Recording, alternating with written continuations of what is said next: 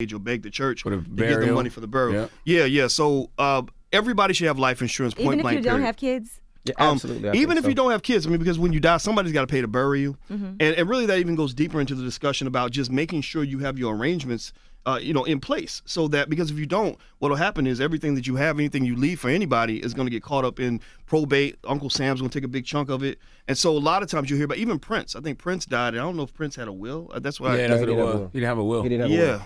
And that's messy. That creates chaos. So really, should we have a will now? Absolutely. Yes. I should have a will? Yes. I haven't never thought about that. Absolutely. Healthcare proxy and all that. The reason I asked that is I had a neighbor who passed away, and when he died, he left his family $30 million from life insurance. And I was like, holy cow. So I called the life insurance policy because I wanted to know how much. I have a life insurance policy, but it ain't $30 million. But I called and just to see the numbers and how much it was. And I thought about it, and I said, if I can spend money on this and spend money on that, why shouldn't I make sure my kid's future is well? So I did put up, I hope my wife and kids don't kill me now, but I did increase it to make sure that they were good when I pass away. And I feel like a lot of us don't really know about it. Oh, I definitely got me a $1 million life insurance policy. Yeah. Somebody told me you should have two, though. Somebody told me this recently, like this week. They said you should have one for the burial and then one for something else. I don't know about so much having two or three, but I would say, given that all you guys have businesses that you're a part of, you want to have, for example, key man insurance, because all of you are the key man, key woman in your businesses. So if you're not here, I think you got to just imagine what happens to this business if I'm not here. Right. So when I thought about my business, I said, okay, if I'm not here, I want to make sure all my partners are good, that they have enough money to replace me and deal with the transition. And so that key man insurance is really important. Also, the regular policy is important for your family. And generally speaking, I think that the problem that we have is that there are a lot of people who live life as if they're never going to die. Right. And here's the news flash. Look, you're black. We die more than anybody, it seems like. You're human. You're human and you're black. Right, human and black. And so my thing is that, you have to plan for that. And in fact, people, we'll go to church and we'll give money to the pastor, for a ticket to the afterlife. And I talk to my students in the Black Business School about the afterlife. But I say, really, the afterlife, I don't know what happens when you go to heaven. I don't know if, what that looks like. But I do know one thing about the afterlife is that after you are dead, after your life is over, the people you love are still going to be here. Damn right. And they're going to either receive the benefits or suffer the consequences of the planning you did or did not do while you were here. That first video was so dry, y'all. But this one's going to be a whole lot better. Kings and Queens, let's get it. Roll the intro.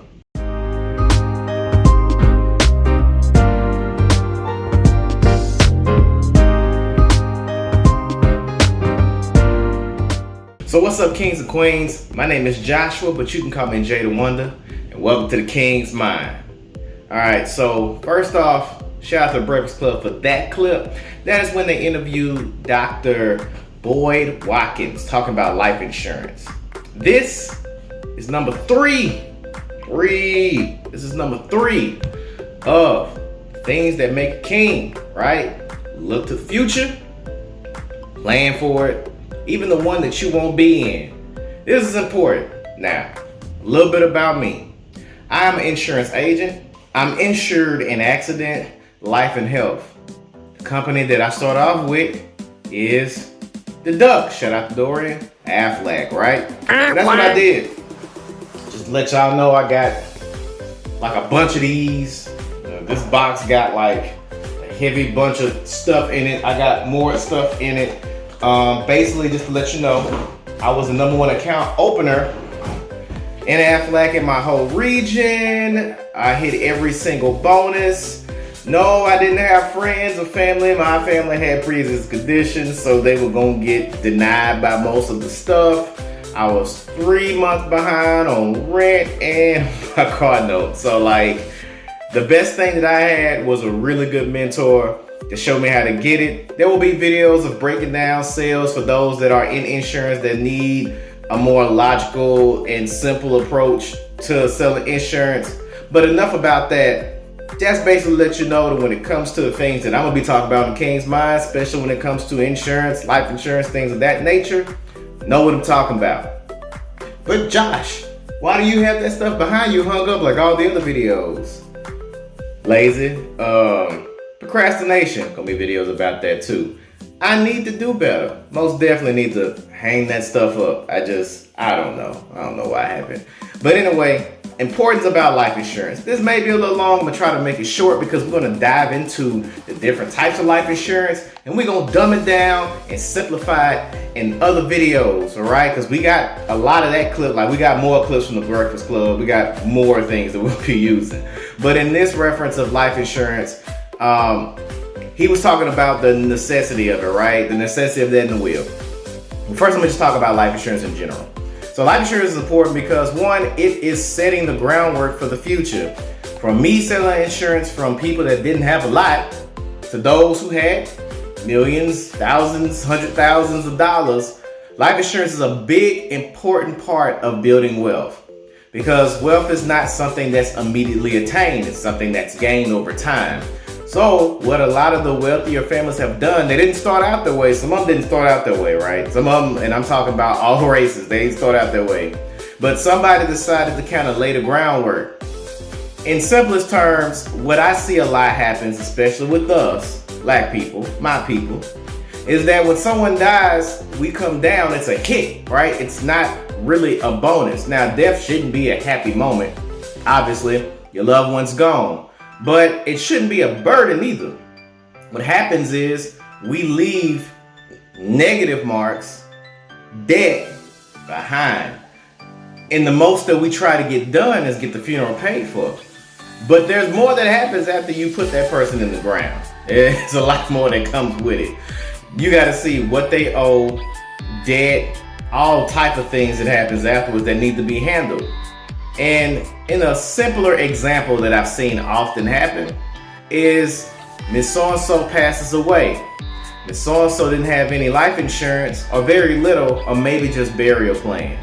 They pass away, maybe they got enough, so burial plan. So we're there. So she has a burial plan and that's great because the funeral gets paid for. But she was paying 20 years on a house, had this much left. She didn't have nothing else but a burial plan. So what normally happens is, if you, like me, got kids, working, taking care of your own household, you can't really afford to pay her house off, to pay her note, and you may not be able to afford to wait to get tenants. So normally what happens is, go back to the bank. So the bank wins. The bank got a house that you've been paying on with interest for 20 years, and now they get to flip that house and sell it to somebody else. That's killing the wealth, because what could have been land, what could have been residual income due to rent ownership of something, you don't have it anymore. And that happens a lot. And that's just one example. Now there's different types of life insurance / mortgage insurance that she could get, but the focus was, well, I just need somebody to pay for my funeral. Not thinking, well, when I'm gone, all these other things cost money that they got to deal with. And then that cycle just kind of keeps going down the line. So I guess what I'm saying is, you got to plan from your point on the groundwork. The will is important because that keeps people from fighting, simplifies things. I've seen people fight over furniture, toys, all of that. I've seen some of that in my own family, just over silly things. And the will just simplifies it. Just no, this is what's going to happen. This is where these things go. It makes it real easy. But again, that's number 3, right? 3, setting that groundwork for the future. But you need to leave something behind that doesn't cost the people after you any money. You need to leave something behind that softens the blow or make it where they gain something. The ultimate goal is to leave an egg behind, something that a seed, something that grows, something that they can plant on. But instead what we leave is holes where they got to fill them before they can even move on. So in conclusion, you got to do number 3. You got to look for that future that you won't believe in. Enjoy your life. Live it, love it. Live it like it's golden. Jill Scott, you got to do all of that. But there's more to that too. And you got to have these conversations with your family. You got to let them know what you plan on doing. If you got that one responsible child, grandchild that you know that's going to take care of everything, that's the one you need to be telling them about life insurance and all this other type of stuff, or what you got planned, or what you got on you, or what you got on them, because that matters. that matters, because when you gone, it needs to be handled.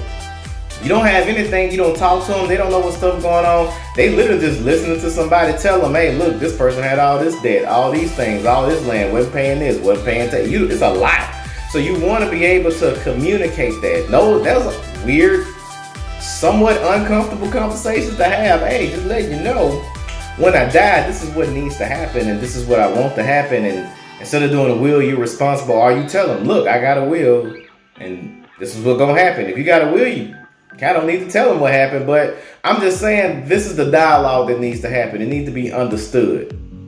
I've seen so many examples of little generations, families just passing away, and I've seen it where the scale goes down, and I've seen it where the scale goes up. You want to be where the scale goes up. But that's number 3. We got more videos. Kings and Queens, let's get it. My name is Joshua, but you can call me Jada Wonda. And this is the King Mind. King's Mind. That's terrible. I don't know why I said that. Anyway, this is the King's Mind. I'm out. God bless y'all. To me, my black manifest destiny. This the word of your king. That's my bun. That's no James. That nylon makes whole scream. And more rain means more fame. So